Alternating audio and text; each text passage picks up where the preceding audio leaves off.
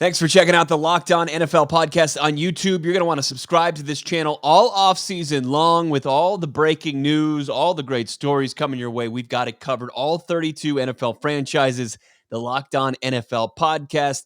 This episode brought to you by BetOnline. BetOnline has you covered this season. More props, odds, lines than ever before.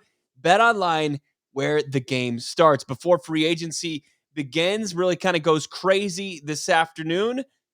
We already had some craziness last week and this weekend. It was the Cleveland Browns making the big move. They agreed with the Dallas Cowboys to acquire Amari Cooper, a 6th-round pick, for a 2022 5th-round pick and 6th-round pick. To talk about it from Locked On Browns, our guy Jeff Lloyd. Jeff, well, a lot of people praising Cleveland for this deal. Why was it such a big win for the Browns?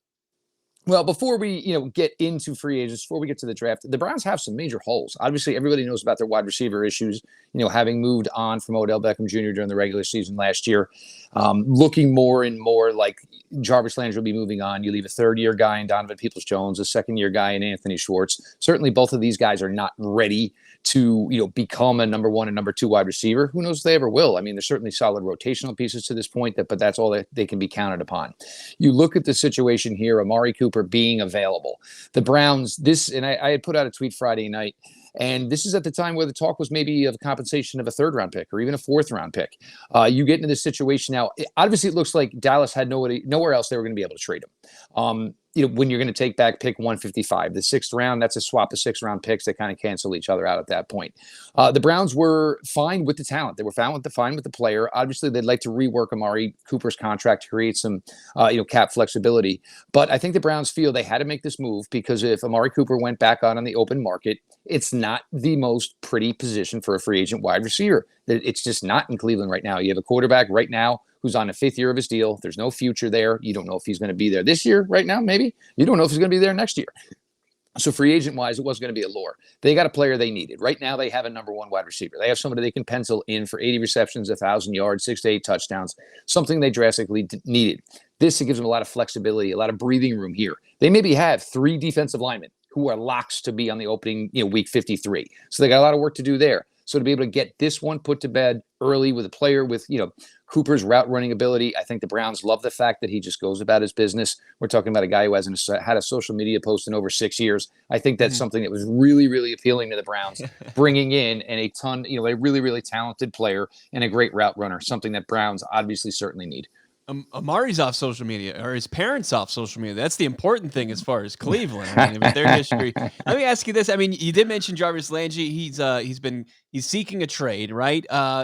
Donovan Peoples-Jones and Anthony Schwartz, kind of outside guys. Who would they maybe look to target to maybe be in the middle of the field for this offense? Are they going to look to those 2 tight ends that they're paying a big chunk of change to? Well, I certainly think David Njoku is a large part of that. And I hope with the understanding that they have put the franchise tag on David Njoku and everything appears that they're going to get him signed long term, I think they need to establish that the pecking order has been changed. Whether or not Austin Hooper stays, I understand and I kind of believe the Browns who are doing the correct lip service right now. I don't know how it actually works because, hey, you're here on the same money. We're going to pay him more. You're now 2nd string. Oh, by the way, we have a 3rd string tight end, Harrison Bryant, going into his 3rd year, who's done some really nice things. It kind of muddies the waters there a little bit, but certainly getting involved Harrison Bryant more, certainly getting David Njoku involved more. They have Demetric Felton out of UCLA, who played sparingly as a rookie last year, did show some glimpses of what he can do in his role. Ultimately, would kind of maybe be the things that Jarvis Landry was doing. But you're going to look to maybe start using these tight ends a little bit more vertically. You can line up David Njoku outside. You can do the same with Harrison Bryant. He was a former wide receiver back in the day as well. The Browns are having options here. Obviously there's going to be more done in that wide receiver room. I wouldn't be stunned if they still draft 2 more rookies. They just have to find a way to get this game more vertical. They love all of these play actions, the soft throws underneath the tight ends, and that's great. But if you don't have anybody that's challenging vertically, nobody's respecting them. And you saw teams do that last year at times where, you know what, we know you're not going to throw it deep because you just don't have the player and the personnel to do that. Amari Cooper certainly changes that. Players like Donovan Peoples-Jones, Anthony Schwartz, David Njoku, these guys can get vertical. At least it's going to give that threat where teams are going to have to respect it. And it's going to create for these, easy dumps to running back, these easy tight end screens, these either easy tight end rollouts that they, love to do. This team really, really needed to get athletic, more in the skill positions so they could, at least challenge vertically. Yes. Yeah. Make sure you're following on Twitter at Jeff_LJ_Lloyd for great Browns insight. And with the Amari Cooper deal, as we record this interview, Browns $3 million over the salary cap. How do you envision them maybe getting under the cap before the free agency really gets crazy? Well, Jarvis Landry right away. That's your guy. Boom, puts you right under the cap right away. Jarvis Landry does. There's players that can be reworked. We know how this does. Oh, 18 million. Oh, well, here's 12 and a half in a signing bonus. Boom, there's 12 and a half. Amari Cooper's one of those guys that they can create $12.5 million of cap space with right off the bat. They don't even have to go to him to do it. It's basically the way the contract is structured. So there's certainly flexibility. There's room. There's a lot of talk about J.C. Tretter, whether or not he's going to remain with the Browns this year. The Browns have third-year center Evan Harris, who's kind of been idly biding his time. And it's weird because Evan Harris has basically taken every practice rep as the first team center since he's been here because J.C. Tretter doesn't really practice much. So it's kind of a position, are we going to pay this guy $7 million, even though the young guy is, doing everything but playing in the games? The Browns can obviously create some, cap space pretty quickly if they, when they need to.